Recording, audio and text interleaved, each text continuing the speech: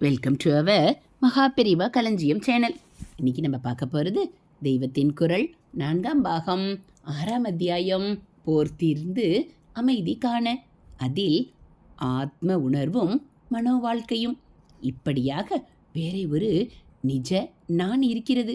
அது எப்படி ஞானமயமாய் ஆனந்த பேருணர்வாய் இருக்கிறது என்று நமக்கு தெரியாதபடி மாயையானது மனசின் திரையை போட்டு மனசின் அனுபவங்களை மட்டுமே ஜீவன் தனதாக நினைத்து பெற்று அனுபவிக்கும்படியாக வைத்திருக்கிறது. நிஜ நாமாக இருந்து அதன் உணர்வை அறிய வேண்டும், அதுவாகவே ஆக வேண்டும் என்று நாம் சதா சர்வ காலமும் விரும்பி தவித்து பாடுபட்டு சாதனை ஆத்ம விசாரம் பண்ணிக்கொண்டு மாயை திரையை போட்டிருக்கும் பகவானிடம் அதை விளக்கும்படி பிரார்த்தனை செய்து கொண்டே இருந்தால் நிஜமாகவே மனசுருகி கரைந்து போய்விடும்.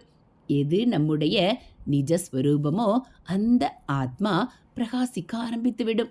தூக்கத்தையும் மூர்ச்சையையும் போலில்லாமல் மனசு போனதால் அறிய முடியவில்லை, உணர முடியவில்லை என்று இல்லாமல் அப்போதுதான் இதற்கு மேம்பட்டதாக தன்னைத்தானே அறியும் அறிவாகவும் தன்னைத்தானே உணரும் ஆனந்த சுவானுபூதியாகவும் இருக்கலாம். தன்னை உணர்ந்து அறிவதே அங்கே ஆனந்தம், தானே ஆனந்தம். இப்போது நாம் எதோடு நம்மையே ஐடென்டிஃபை பண்ணி கொண்டிருக்கிறோமோ அதுவேதான் நாமாக்கும் என்று நினைத்து கொண்டிருக்கிறோமோ அந்த மனசுக்கு தன்னை தெரியவே தெரியாது. பிறவற்றைத்தான் தெரிந்து கொள்ள முடியும் என்பதற்கு கான்வர்ஸாக எதிர்வெட்டாக நம்முடைய நிஜஸ்வரூபமான ஆத்மாவாக உள்ளபோது தன்னை மட்டும்தான் தெரியும். பிற வஸ்து எதுவுமே தெரியாது. தெரியாதது மட்டுமில்லை, ஆத்மாவுக்கு வேறான பிற வஸ்து என்று ஒன்று இல்லவே இல்லை என்பது ஞான விசாரம் செய்தால் தெரியும். ஆத்மானுபவ நிலையில் வேறொரு வஸ்து தெரியவில்லை என்றால் அது ஒருவன் கண்ணை மூடிக்கொள்ளும் போது லோகம் வெளியில் இருந்து கொண்டிருந்தாலும் அவனுக்கு மட்டும் தெரியாமற் போவது போல மட்டுமில்லை. சத்தியமாகவே ஆத்மாவுக்கு வேறாக எதுவும் இல்லை.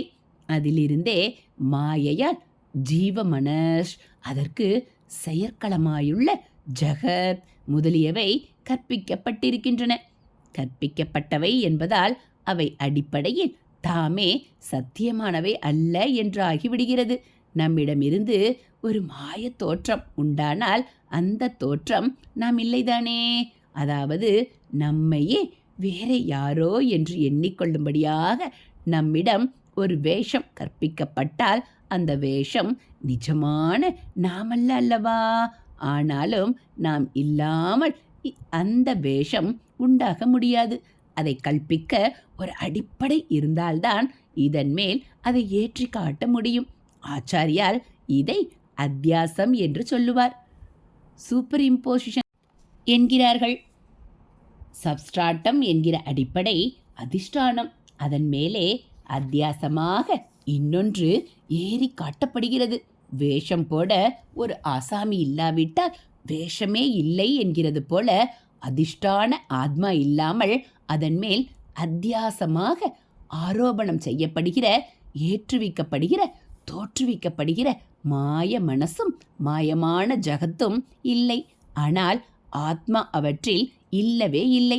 வேஷத்துக்குள் நிஜ ஆசாமி கொஞ்சமாவது இருக்கிறானா?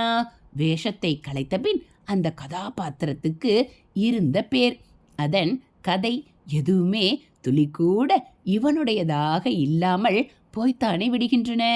அப்போதும் இவன் பாட்டுக்கு கொஞ்சம் கூட பாதிக்கப்படாமல் தான் இருந்தபடியேதானே இருக்கிறான்.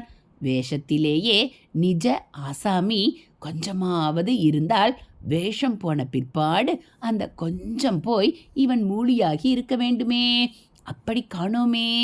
இதே மாதிரிதான் ஆத்மாவில் மாயா கல்பிதமாக, அதாவது வேஷமாக ஏற்பட்ட ஜீவ ஜகத்துகள் ஆத்மா இன்றி இருக்கவே முடியாது என்றாலும் ஆத்மா இவற்றிலே இல்லை. இதைத்தான் பகவான் மத் ஸ்தானி சர்வ பூதானி ந ச அகம் தேஷு அவஸ்திதः, அதாவது சர்வ பூதங்களும் என்னிடமே இருப்பு உடையன, ஆனால் நான் அவற்றில் இல்லை என்கிறார். நான் அவற்றில் இல்லை என்றால் ஆத்மா ஜீவ ஜகத்துகளில் இல்லை என்று அர்த்தம். ஆத்மா ஜீவனில் இல்லை என்றால் என்ன அர்த்தம் என்றால், ஜீவனின் நிஜ ஸ்வரூபமான ஆத்மா மாய கல்பிதத்தால் அந்த ஆத்மாவை அறியாத தனியான ஜீவத்துவம் என்பதோடு இண்டிவிஜுவாலிட்டியோடு இருக்கும் ஸ்திதி நிஜம் இல்லை என்று அர்த்தம். கல்பனை என்றாலே நிஜமில்லை என்று தானே அர்த்தம். சரி, இந்த ஜீவத்துவம் இண்டிவிஜுவாலிட்டி என்பதை ஆத்மாவை அறியாத நாம் என்னவாக நினைத்து ஐடென்டிஃபை செய்து கொண்டிருக்கிறோம்? மனசாகத்தான். இப்போது என்னவோ நாம் தோண்டி துருவி பார்த்து மனசுக்கு மேலே உயிர் தத்துவமாக ஒன்று இருக்கிறது என்று கண்டுபிடித்தாலும் இது நம்முடைய வாழ்க்கை நடைமுறையில் உண்மையாக நிலைக்கவில்லை. நாம் என்பது நம் மனஸ்தான் என்ற எண்ணத்திலேயே தான் நம்முடைய வாழ்க்கை நடக்கிறது. வாழ்க்கை என்று எதை சொல்கிறோம்? சாப்பிடுவது, கல்யாணம் பண்ணிக்கொள்வது, குழந்தை குட்டி பெறுவது, படிப்பது, சம்பாதிப்பது, ஊர் ஊராய் ஓடுவது, பாட்டு கேட்பது, சினிமா பார்ப்பது, நாவல் படிப்பது என்று இப்படி அநேக காரியங்களை பண்ணுவதைத்தான் வாழ்க்கை என்றும் ஜீவனம் என்றும் சொல்கிறோம். இந்த காரியங்களில் நம்மை செலுத்துவதாக அநேக எண்ணங்கள் இருக்கின்றன. இந்த எண்ணங்களை எல்லாம் பிறப்பிப்பது மனஸ். காரியங்களில் நம் இந்திரியங்களை ஏவுவதும் அதுதான். ஆகையால் தனி ஜீவன் என்கிறவனின் சாரமாக தோன்றுகிற ஜீவனம் என்பதே மனசை சென்டராக வைத்து நடத்தப்படுவதுதான்.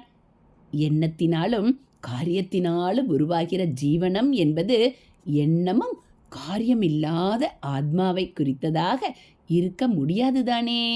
ஆக என்ன முடிவுக்கு வருகிறோம் என்றால், பிலாசபி முடிவில் நாம் எந்த முடிவுக்கு வந்தாலும் சரி, லோகத்திலே ஜீவனம் ஜீவத்துவம் என்றால் அவை மனசை வைத்துத்தான். ஆகையால் நான் ஜீவ ஜகத்தில் இல்லை என்று பகவான் அடித்து சொல்கிறபடி ஆத்மா ஜீவ பாவத்தில் இல்லை என்றால் அது மனசிலே இல்லை என்றே அர்த்தம். ஹரஹர சங்கர ஜெய் ஜெய சங்கர, ஹரஹர சங்கர ஜெய் ஜெய சங்கர. மகா பெரிவாச்சரணம். இதுபோல் தெய்வத்தின் குரல் பகுதிகளை நீங்கள் தினந்தோறும் கேட்கணும் அப்படின்னா மறக்காமல் நம்ம சேனலை சப்ஸ்கிரைப் பண்ணுங்கள். கூடவே பெல் ஐக்கானை கிளிக் பண்ணி ஆள்கிற பட்டனையும் அழுத்திடுங்க. நம்ம சேனலில் வரக்கூடிய ஆன்மீக கதைகள், தெய்வத்தின் குரல் பகுதிகள், மகா பெரிவா மகிமை எல்லாம் உங்களுக்கு பிடிச்சிருந்தா ஒரு லைக்கும் கமெண்ட்டும் கொடுத்து உங்களுக்கு தெரிஞ்சவங்களுக்கும் ஷேர் பண்ணுங்கள். தேங்க்யூ.